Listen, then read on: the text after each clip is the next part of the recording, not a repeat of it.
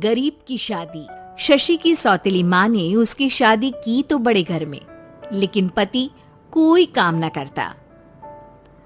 आप ससुर जी के साथ काम पर क्यों नहीं जाते? हाँ जाऊंगा, लेकिन कल से। आज जरा मैं दोस्तों के साथ घूमने जा रहा हूँ। शशि के 2 बच्चे होते हैं, लेकिन रमेश का हाल वैसा का वैसा ही रहता है। एक दिन, सुनिए ना, बच्चा रो रहा है, इसके दूध के लिए पैसे नहीं है। अरे तो पिताजी से ले लो ना। क्यों? अगर आप में कमाने की क्षमता नहीं थी तो शादी क्यों की? तभी घर आई बड़ी ननद बोल पड़ती है, आहा, तुम्हारी माँ को साफ साफ कह दिया था कि लड़का ना कमाता है ना कभी कमाएगा। हम 4 बहनें हैं इसका ख्याल रखने के लिए, और पिताजी का इतना सारा पैसा, तुम्हें किस चीज की कमी रखी है? लेकिन थोड़े ही सालों में तकदीर बदल जाती है। शशि का ससुराल गरीब हो जाता है।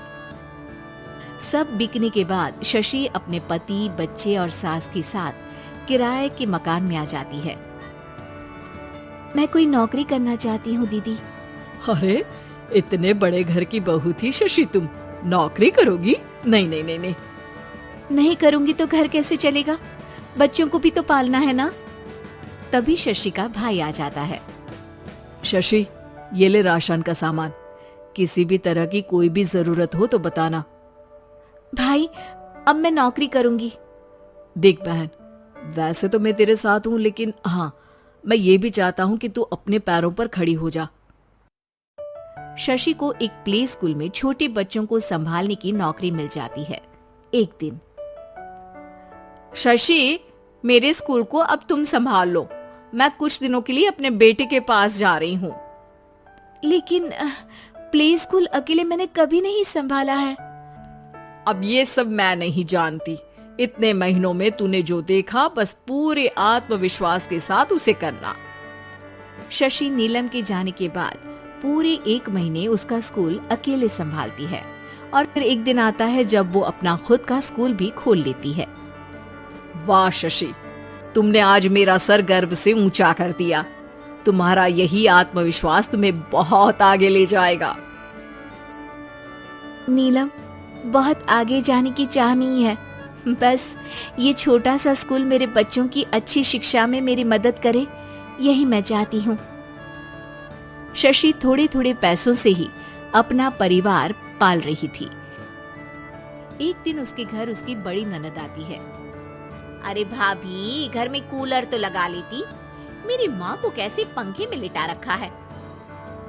अरे तो शशि कौन सा एसी लगा कर सो रही है, वो भी तो यहीं रहती है ना मेरे पास। ज्यादा यहाँ आकर मेरी बहू को परेशान न किया करो। हाँ, मुझे भी शौक नहीं है इस छोटे से घर में आने का। मैं तो बस ये बोलने आई थी कि मेरे बेटे की शादी है तो ननिहाल का जो नेग होता है वो ले आना। हाँ, जितना बनेगा कर देंगे, और ना हुआ ना तो वो भी नहीं करेंगे। तभी शशि बोल पड़ती है, अरे नहीं माँ जी, रीटा घर की बेटी है, उसके ससुराल वाले उससे शादी पर पूछेंगे कि मायके से क्या मिला। रीटा, तुम मुझे सामान की लिस्ट भेज देना, मैं पूरी कोशिश करूंगी कि तुम्हारी हर डिमांड को पूरा करे। अच्छा, मैं खाना लगाती हूँ। शशि ये बोलकर किचन में चली जाती है।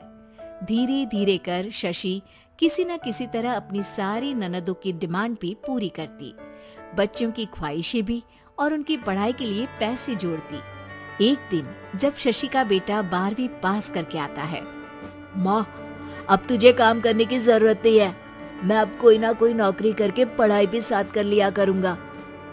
शशि को लगता है कि बेटा और आगे पढ़ाई करे, लेकिन वक्त की मार के कारण वो बेटे को काम के लिए हाँ कर देती है। अब बेटा एक बैंक में चपरासी बन जाता है। लड़का देखने में तो बड़ा अच्छा है, अंग्रेजी भी पटर पटर बोलता है, फिर चपरासी क्यों? लड़का सारी बात मैनेजर को बता देता है। अच्छा, तो मैं तुझे एक मौका देता हूँ, तू यहाँ रहकर दूसरे डिपार्टमेंट का भी काम सीख। अगर तू किसी एक का भी काम अच्छे से सीख गया तो मैं तुझे यहाँ टेबल चेयर में बैठने वाली नौकरी दे दूंगा। लेकिन एक दिन शशि की ननद उसे फोन करती है। अरे भाभी, देखो मायका तो मेरा तुम लोगों से ही है। मैंने आपके बेटे और मेरे भतीजे प्रदीप के लिए यहाँ एक नौकरी देखी है, पूरे 5,000 मिलेंगे। वैसे करता ही क्या है, चपरासी ही तो है ना।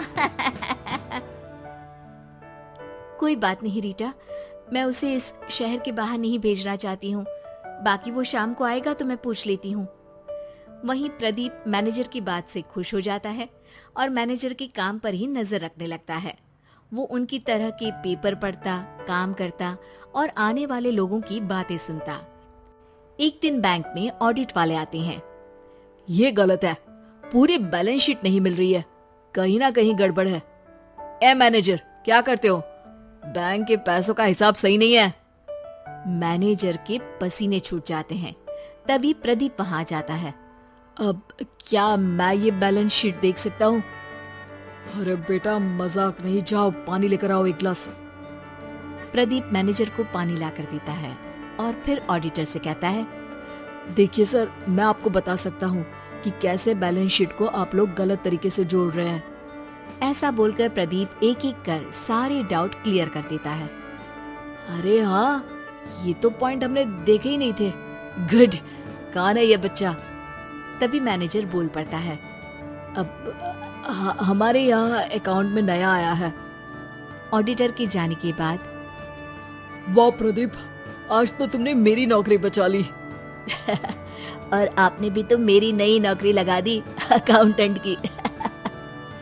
बस फिर क्या था, प्रदीप ने एक बार जो सफलता की सीढ़ी चढ़ी, बस चढ़ता ही चला जाता है।